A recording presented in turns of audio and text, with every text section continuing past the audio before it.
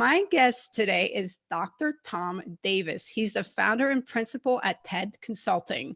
For more than a decade, he has leveraged his uncanny ability to recognize disruptive healthcare trends early for the betterment of his clients and the patients they serve.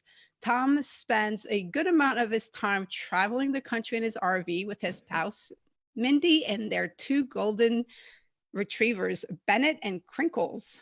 Is that after Crinkles? You have to tell me where the name Crinkles comes from. So he is a speaker, writer, he does consulting, and he even does some telemedicine beachside. Talk about figuring out how to balance work and life. He's here to share the story of his first major transition into his career that was designed to provide him the flexibility and the ability to help patients by helping clinicians improve their personal and professional lives and actually get to do things on his own terms. So we definitely applaud Dr. Tom Davis for doing that, and we welcome you to the show. Thank you, Ann. That's a huge mouthful of an introduction. I basically help doctors do what they want to do. Well, and you found your way into doing what you want to do, and that's brave and courageous to do, especially when people think about doctors, because you have a path that's laid out for you, and that's what you're supposed to follow. So how did you come about deciding that you're going to do things differently? Well, I just went from being happy and fulfilled to not being happy and fulfilled due to a change in circumstance. I mean, I owned my own practice within and owned my own health system, and then we sold that to a regional health system, and I went from being my own boss to being an employed clinician. And I found out quickly that wasn't a good fit. And I'm an intuitive guy, and when I realized I wasn't happy, I realized that I had to make a change. Okay, but it's still a lot of people realize they have to make a change. Now, making the change is always the most difficult part. So, what was your first step towards making the change? So my first step was looking in the mirror one morning and deciding why I wasn't excited about going to work that day. And it was because I was, walking on the following a path somebody else made instead of following my own. And that is when I decided to see if I couldn't help other doctors um, do what I did when I was in private practice, because I had a lot of advantages. So and I went around and I did business consulting with a variety of different health systems. I just put myself out there and got some responses. And the first time I was ever in a boardroom and the door closed, it was like being a fly on the wall. And I really experienced some pretty shocking disregard on the leadership of a health system that I was working with as a consultant. Just the blatant disregard for the well being of their clinicians, and that was a real eye opener. And that really is what set me on my journey that's brought me here today. So, how exactly do you work with clinicians now? So I basically put myself out there and teach them how to generate a nice stream of compensation, make a nice living, but doing what they want, where they want, on their own terms.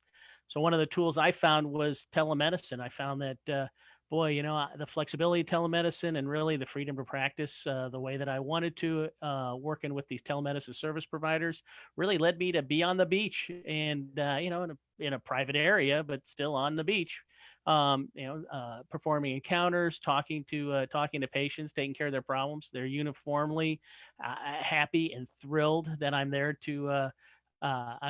for them, and they're tickled pink when I tell them tell them where I am while taking care of them.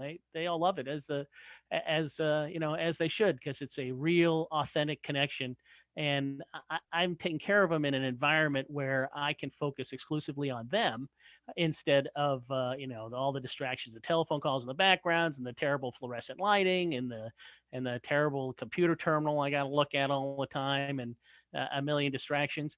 it's a win-win for everybody. And once I experienced that, I started teaching other clinicians, nurse practitioners, and DNPs and docs how to do it as well. And that was very prescient. With COVID coming in, suddenly everybody wants to have a piece. So I'm curious on the two sides of the equation. What is it like for a patient when they first do telemedicine? Like, how do they feel about it? Like, what's their hesitation to doing it, not seeing you in person? Well, that's a great question. And it's because they have no idea who I am. There's no pre-existing relationship. There's no similar other there. I mean, at least, if I was working in urgent care in an ER and I had a patient come in that I never met before, at least they knew that we were in the same community or something like that. Here, I mean, they have no idea who I am. They have to take my credentials and my competence for granted as screened by the state that gave me a license and the telemedicine service provider who hired me. And that is a tremendous leap of faith. On the other hand, it's balanced against the total flexibility for them, not having to drag their kid into the doctor's office and take a half day off work. And usually, the service providers are designed so they can be pretty quickly responsive, and so that convenience at least is the equal of the experience of the concerns they might have about not knowing me. Now, is there fear that without you seeing them, touching them, taking their temperature, like the basic stuff that we expect a doctor to do, they're afraid that without doing that, you won't be able to properly diagnose them? Well, that you're on fire today. That's exactly right. So I wrote a book. I'm not trying to plug it. It's called Telemedicine Confidential, Keeping Your Family Safe, and it addresses just that, which is that a telemedicine, a encounter, even a video encounter, may seem like an office visit, and it may seem like you're talking with your doctor, but I'm not your doctor, okay? And it's not an office visit. All right. It's a distant urgent care visit where I am very limited in the amount of information that I can use in order to come to a conclusion. And the best practices the telemedicine service provider should be preparing the patient when they call in for that, but also the physician. There's a number of tactics and best practices that need to be done to make sure the patient understands. They got to be very clear at their history, and they have to understand very clearly the limitations that I have as a doctor. When somebody comes in or when I walk in the exam room, I look at the whole person. That's what I'm trained to. There's a variety of smells, sensations, touch. There's also some psychological reactions to a patient as they give you a history based on how you behave. And after doing that for 30 years and 100,000 patients, I mean, you develop the art of medicine as opposed to the science. And a lot of that is missing in telemedicine. And the big challenge, Ann, is that a lot of doctors now, especially with COVID, have jumped on without an appreciation of that. Mm. And one of the sidelines I do is, I do expert witnessing on the defense as well as on the plaintiff side for misadventures in telemedicine. And I can tell you that is the number one biggest cause, is both the patient and the clinician not respecting the differences in telemedicine compared to an in-person exam. Very fascinating. So on the other side, although I would still think a call with you is much better than going to WebMD and self-diagnosing myself based on what I see there. I mean, ultimately, it's definitely a huge Well, step up from doing that. sure, Dr. Google put at least one of my kids through college. You're right, because so you put in 3 letters and instantly comes up cancer. And I tell the patients that the internet is infinitely intelligent, but it has absolutely zero sense of proportion. So that's where I come in. Now, on the flip side, the actual doctors that do this for the first time, what are their concern or their fears, or um, what is it like for them? Well, their big concern is liability, first of all. I mean, they don't have no pre-existing experience with the patient. Ironically, over the past 10 years, as clinicians have migrated to the employed model, they're increasingly used as widgets. I mean, they're increasingly used as as just cogs in the machine. So there's not as much of a relation. The folks that are employing them are not really that concerned with their relationship with their patients. They're more concerned with productivity and moving people through there. So that lack of a relationship is really not as much a concern as it might have been 10 years ago when I started. I started about doing formal telemedicine about 5-6 years ago. So that's not as much as a concern. It's primarily liability and making sure that they practice as defensively as possible. So that if something goes wrong, the finger doesn't get pointed. And the thing about telemedicine is that's usually very, very low risk concerns that are being presented. But if you do enough encounters, the devil is going to bite you and something bad is going to happen. And so you have to really use best practices and you have to be intentional in your delivery of care and respect the portal or else somebody's going to get hurt. Very interesting. So, what are some first times that you've had along this path of doing telemedicine that kind of stand out in your memory that you can share? Well, sure. I can't really violate any patient confidentialities, but I will tell you that I have cared for what the very first time that I took a call on a specific telemedicine service provider's platform.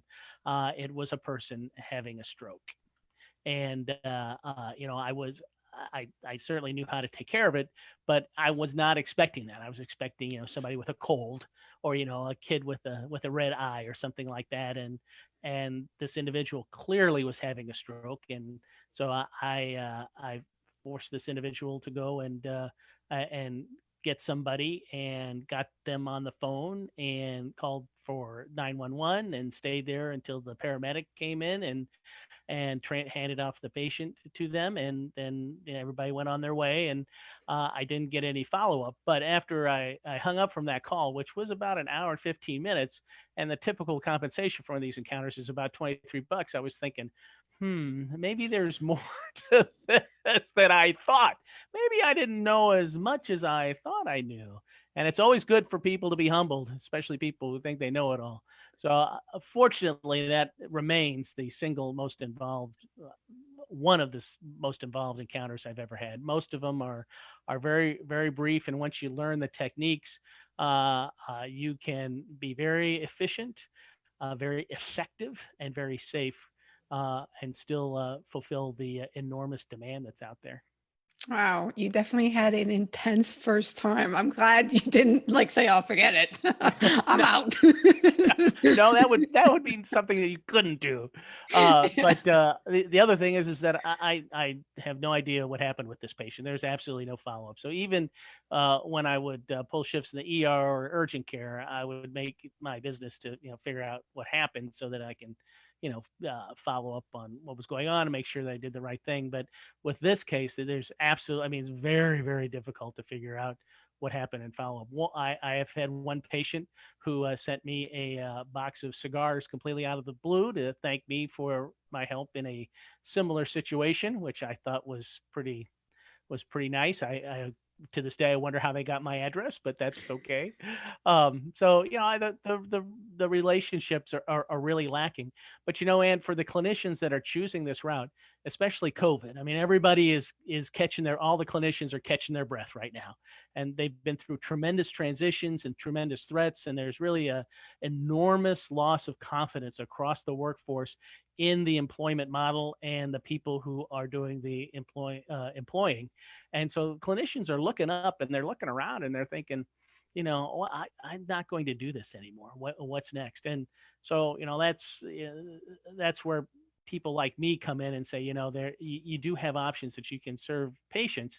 And some of these options are basically bridges for you to heal, to be able to take care of yourself for a couple, 3 years while you decide, what your next step is. And patients can't do well unless their clinicians are doing well. And if you go around the country, you will not find one health system in the country where clinician well-being is part of their mission statement. And that is the most damning thing of all.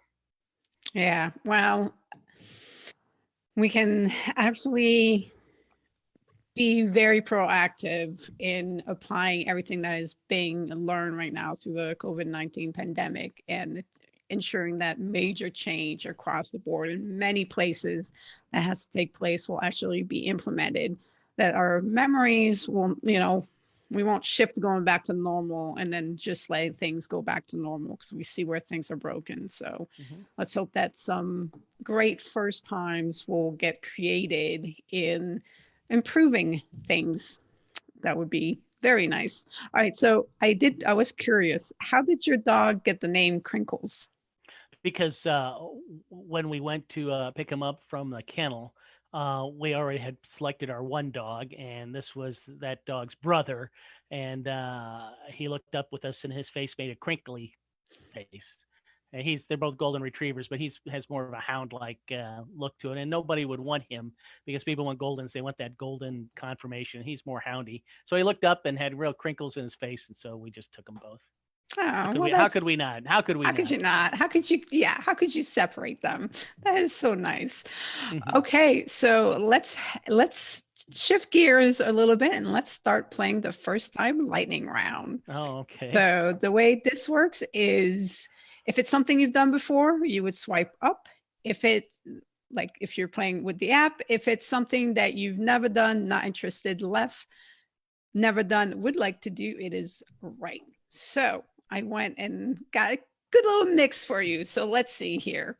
I'm Okay. ready. Eat Greek cuisine. Up, Um, up. a lover of the Greek food. No, I Do love you, it. do you remember the first time you had it? I do. I had a patient who was Greek, and as a active appreciation, brought our staff a Greek meal, including salad and ouzo, which we couldn't, of course, drink because it was during lunch. But that was the first time I had real, authentic with the Cretan greens and the whole 9 yards, and it was great. So we saved that bottle of ouzo, and then we rented a limo for the staff on Christmas, and so we drove by his house after we had done ouzo shots, and we're showing him how much we enjoyed his gift. Oh, what a great story. Okay, use battle ropes at the Battle gym. ropes. Yeah, those thick ropes at the gym. Oh, swipe left. Left, not interested in the battle ropes. No, those I lift weights, but boy, those battle ropes they are hard. They are tough. Okay. Create business cards. Um, slide left. I made my own business cards, and I never going to do it again. Plus, business cards are very passe, right? And I mean, nobody's going to pass out business cards anymore after the age of COVID. Yeah. Nobody wants business cards. In fact, one of my service lines involved paying my kids' friends to go out and do some guerrilla marketing with thousands and thousands of business cards and among other things. And boy, I had everything invested and ready to go, and then COVID hit, and so those plans have gone by the wayside. So if anybody's interested in about 10,000 spare business cards, I got them. You got them. All right. So we were swiping up on that. So because you've done it. So up, So I have you've done. already done it. Yeah. But you know what? I hadn't even thought about that. So all my other businesses, I created business cards. So for the 365, and they didn't quite pan out. Slight failures on those. So for the 365 First Challenge, I decided I am not doing business cards, right? So I have to do something different to get different results. So I out at networking events and everybody's asking for business cards. And I'm like, I'm refusing to do business cards for this business. And I was almost about to change my mind, but not going to, because you're right. We're not going to be handing anyone anything anytime soon or shaking their hands. So, yeah. yeah. But your instincts are right on. So what you do instead is you ask for permission to either airdrop your digital business card or get their have them shoot you their contact information or vice versa. And so not only are you exchanging business cards now, but now you got yourself a little more information about your potential collaboration. So, it's not necessarily a bad thing. Yeah, and honestly, I love to just connect on LinkedIn. It's just one of the best and easiest way of doing it, because even if you airdrop, you still have to save it somewhere, still have to refer back to it and remember it. It's great to have people on LinkedIn. Although I wish LinkedIn had better ways of looking people up, but we digress. Okay. Yeah, LinkedIn is the new business card, that's for sure. That is for sure. Okay. Sponsor a child. Uh, Swipe up. Oh, I've already done that. okay. Learn or do the tango. So if I swipe, does that mean if I swipe up, does that mean I actually do it well, or I've just actually done it? You've done it. I've Doesn't done matter. it. Yep. You have I've done done it. it. All right. Was it a class? What? Yeah, for Valentine's Day a long time ago, I signed up for dancing classes with my wife, and the tango was one of them. And we had a lot of fun doing that. And we've taken dancing classes since that time. But I'm built for comfort, not for speed. And so I'm not really the body type that can really do the full tango, but still fun trying. Yeah, you tried it. It's what matters. All right. Do upholstery. Do upholstery, Yep. swipe left. I do a lot of medical procedures. I also deliver babies, but boy, when it comes to the woodworking, I leave that to my wife. My wife is the wrench of the family. She takes care of all that stuff. All right. She's done upholstery. Oh She's yeah, done. Yeah. yeah, a whole bunch. Okay. Well, she could teach you how She to do it. she could Could give you she a quick could. class. That's not going to happen, but she could do that. Absolutely. All right. Very well. I just have to keep trying. Yeah, absolutely. Keep pushing the envelope. All right. Put on snow tires. I have done that. Sorry. Snow chains. Have you ever been in a Oh, situation where you had to put on snow chains? I have put on snow chains, not for a long, long time, but in a former life before I was a physician, I was traveling with friends and we found ourselves in the mountains and snow chains were the only way forward. So that's what we did. It was fairly comical, but by the time you got to the fourth wheel, you figured it out. You had it down and you guys safely made your way. Yeah. It would All have been right. it would have been a YouTube video if it had happened today. Yeah. All right. Visit a 3D museum. Sure. Yes. Swipe up. Swipe Swipe up. up. You've Yeah. done that. I All have. right. Hunt boar. Hunt boar. I don't have any problems about hunting, but I could never actually kill anything because I just can't. That's why I don't fish. I don't have any problems with people who do, but I personally Not can't your do it. thing. So yeah, So, so no, I don't see it. And ironies. One of my sons, he's got the bloodlust. I have no idea where it comes from, but he'll shoot anything that moves. So we're careful all not to right. move around him. All right. Final one. Name a star. Name a star. Mhm.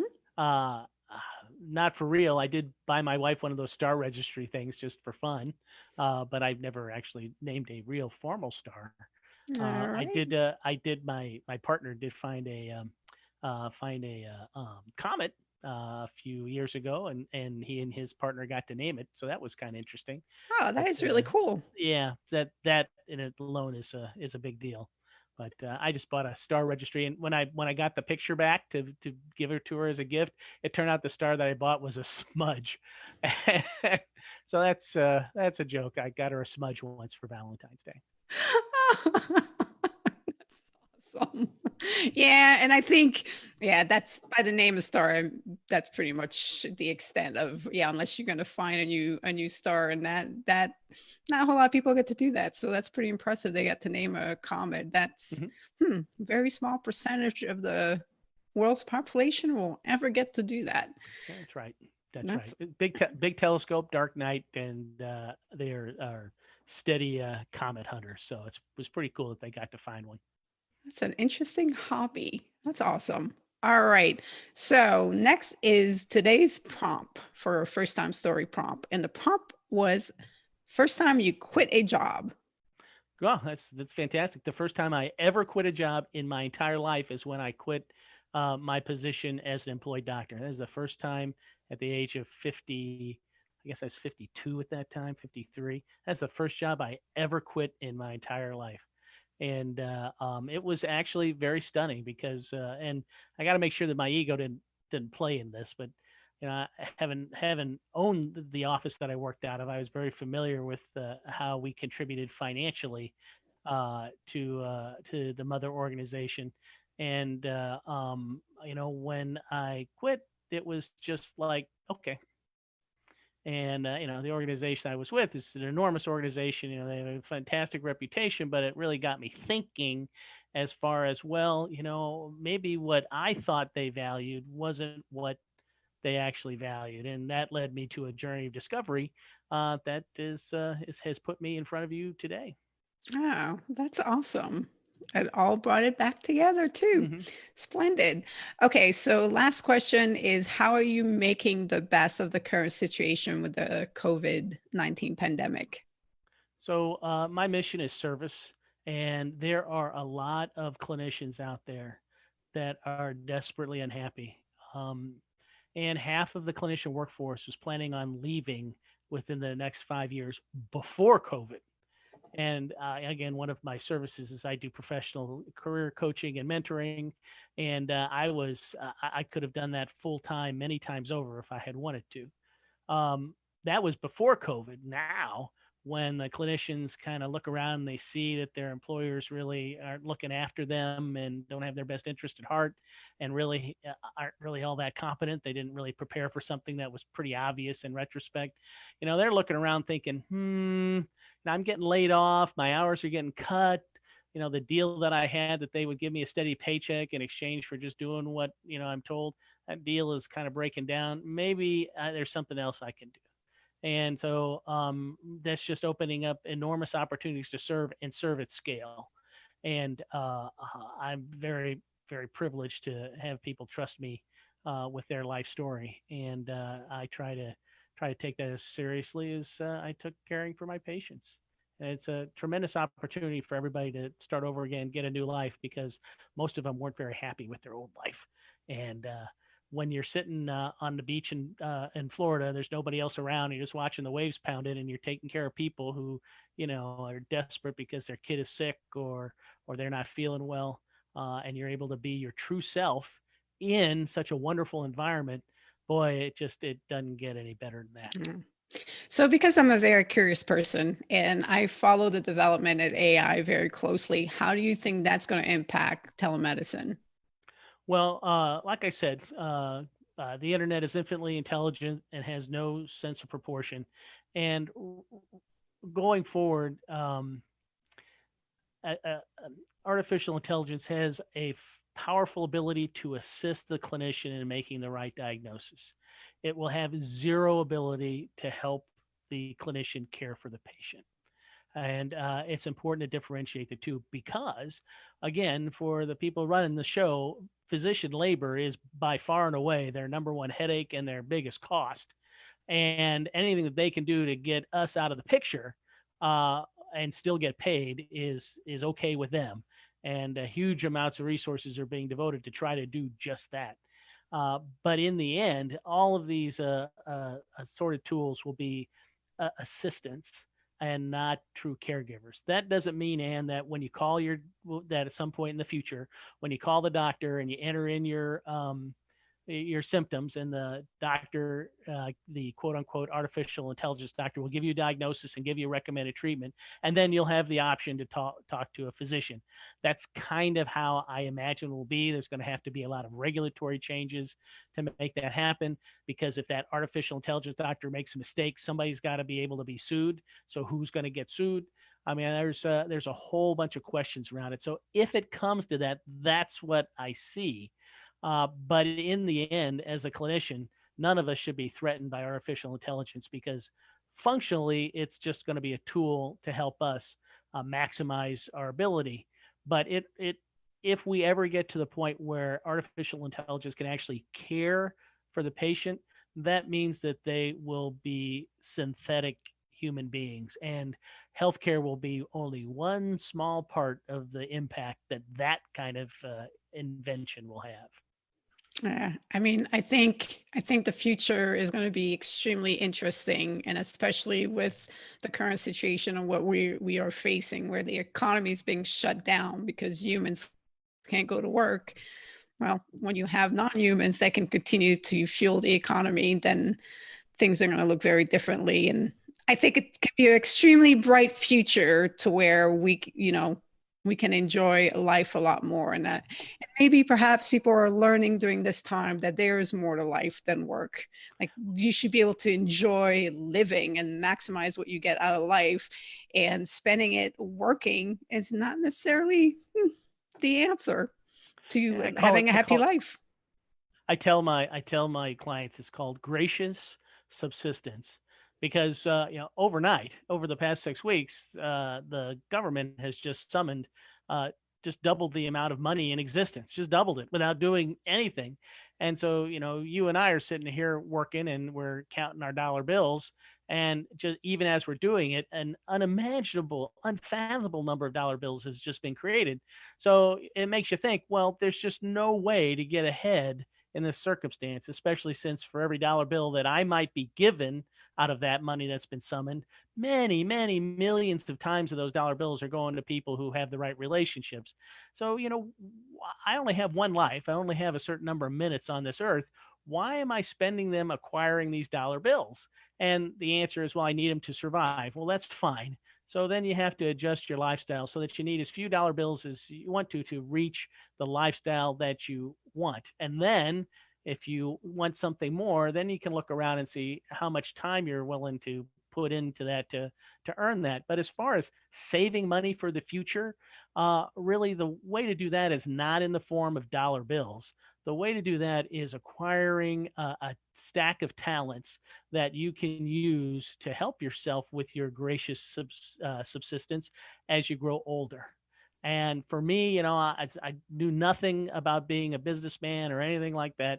So I just ran my practice, and then I learned about health and health insurance industry. And then I learned to do public speaking, and then I learned to read body language, and I learned to do some salesman, and I learned to write. And then, one got up on top of another. And pretty soon I have a number of different revenue streams that are all very modest individually, but together they allow me to live the life that I want to lead.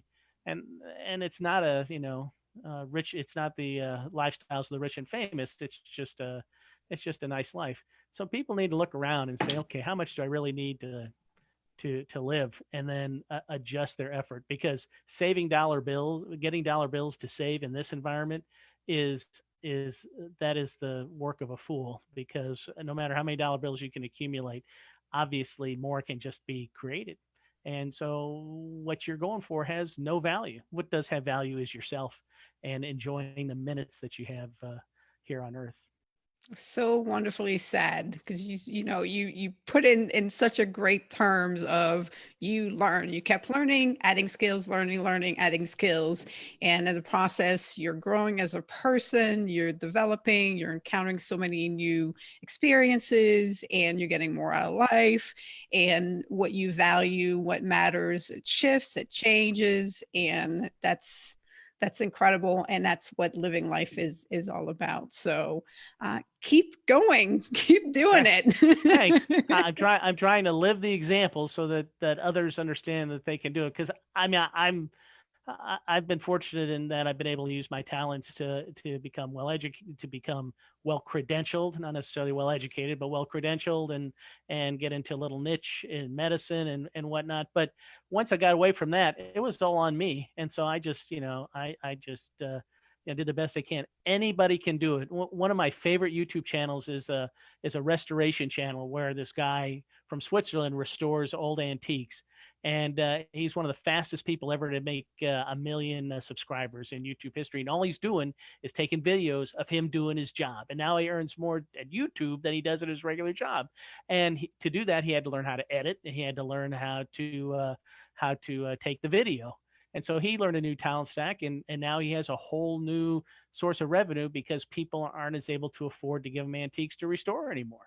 So, that's just one example of anybody in any walk of life can do it. You just have to take a step back and stop from being so busy. Look around and see what you really want, and don't let the advertisements and whatnot push a lifestyle on you that you don't want, that you don't need, and is no good for you. All right. Well, great way to close the show. Thank you so much for joining me. It's an absolute pleasure. Learn a lot from you, and I'm grateful you came on. And it's been a privilege. Thank you for inviting me. And I wish you great luck in your endeavors as well. Great.